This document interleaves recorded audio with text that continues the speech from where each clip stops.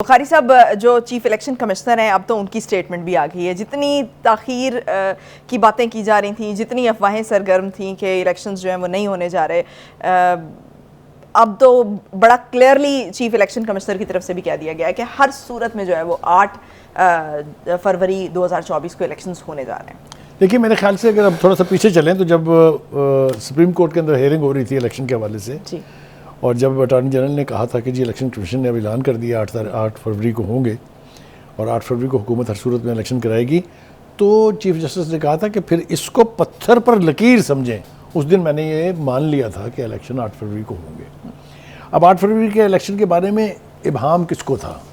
सबसे बड़ा ज़्यादा इबहाम जो है वो पीटीआई को था, इसलिए कि अगर आप अंदर की बात मुझसे पूछे तो पीटीआई नहीं चाहती कि अभी इंतखाब हों जब तक कि महात्मा खान की किस्मत का फ़ैसला ना हो जाए। दूसरी बात यह कि हमने सुना कि नून लीग की तरफ से भी कुछ ऐसे इशारे मिले, तो पीपल्स पार्टी ने भी कहा लेवल प्लेइंग फील्ड नहीं मिल रही, नून लीग ने भी कहा लेवल प्लेइंग फील्ड का मतलब क्या है कि आपको घर बैठे इलेक्शन जितवा दें। इलेक्शन कराने के लिए उसमें ताख़ीर करने के लिए कोई जवाज़ वैलिड नहीं है। मैं आपको मिसाल देता हूँ, बहुत ज़्यादा पुरानी मिसाल नहीं है। ईरान में पार्लियामेंट की बिल्डिंग बम से उड़ा दी गई थी। 70 के करीब एमपीज़ जो हैं वफात पा गए एन मुकर्ररा वक्त पर, यानी विद इन 30 डेज़ इलेक्शन दोबारा हो गए थे। तो अगर नीयत हो इलेक्शन कराने की तो कोई हर्डल नहीं है।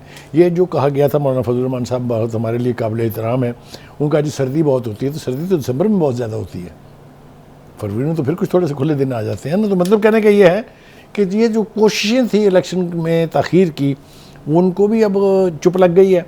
और राजा सिकंदर साहब जो हैं, सुल्तान सिकंदर साहब, उन्होंने तो अल्टीमेट शटअप कॉल दे दी है कि भाई साहब तैयारी करें, कोई जवाज़ नहीं है आपके पास इलेक्शन को मुलतवी करने का, ना हमारी ये इंटेंशंस हैं। उन्होंने फंड्स भी मुहैया करा लिए हैं, उन्होंने ख़त भी लिख दिया है लॉ इन्फोर्सर्स को, इंक्लूडिंग आर्मी को, कि हमें इतने बंदे चाहिए, 3 लाख बंदे चाहिए हमें ड्यूटी के लिए। उन्होंने आरओज़ और डीओआरओज़ भी मांग लिए हैं। तो इलेक्शन कमीशन को आप ब्लेम नहीं कर सकते कि वो इलेक्शन में ताख़ीर चाहता है। वो क्यों चाहेंगे ताख़ीर? उनके लिए तो इलेक्शन कराना ही क्रेडिबिलिटी की बात है। हमारी सियासी जमातों में अगर ये सोच है तो इसको अब एक तरफ रख देना चाहिए, क्योंकि अब ज़्यादा वक्त नहीं है। ये मैं मानता हूँ, राना सनाउल्लाह साहब ने आज कहा कि इलेक्शन एक्टिविटी उस वक्त शुरू होती है जब इलेक्शन शेड्यूल आ जाता है जी। उसकी तरफ भी चीफ इलेक्शन कमिश्नर ने आज मुझे इशारा किया है कि वो भी चंद दिन में आया लें। वो आ जाएगा तो एक्टिविटी भी शुरू हो जाएगी और इलेक्शन का माहौल जो है वो इस मुल्क में बन जाएगा। किसी सूरत भी इलेक्टरल प्रोसेस को में रुकावट नहीं डालनी चाहिए, इसको ताख़ीर का बायस नहीं बनने देना चाहिए। मुझे मुकम्मल तौर पर फेथ है कि ना इलेक्शन कमीशन चाहता है कि इलेक्शन में ताख़ीर हो, ना सुप्रीम कोर्ट चाहती है। तो ये पार्टियों की ख्वाहिश करने से मेरा नहीं ख्याल कि इलेक्शन मुलतवी होंगे। इलेक्शन अब हो जाने चाहिए ताकि वो जो सफ़र जिसका आगाज़ पहले ही बहुत ताख़ीर हो चुकी है, वो तरक्की की तरफ का सफ़र जो है वो शुरू हो और हम इन तमाम मसाइल से अपनी जान बचा सकें जिसका हमें आज सामना है। ठीक, पीटीआई की तरफ से मुख्तलिफ औकात में मुख्तलिफ किस्म की बातें की जाती रही हैं।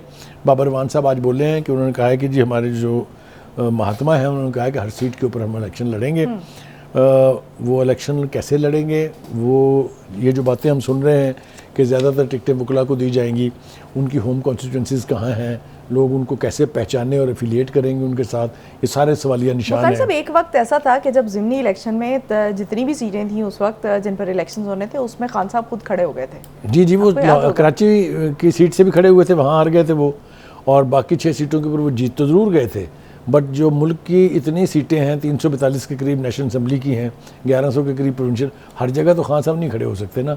तो रखनी तो एक ही सीट होती है ना, आपने रखनी एक सीट के अलावा आप अफोर्ड नहीं कर सकते ये। दूसरी बात ये कि आपके पास अब पॉलिटिकल एलिमेंट जो है वो बहुत महदूद रह गया है।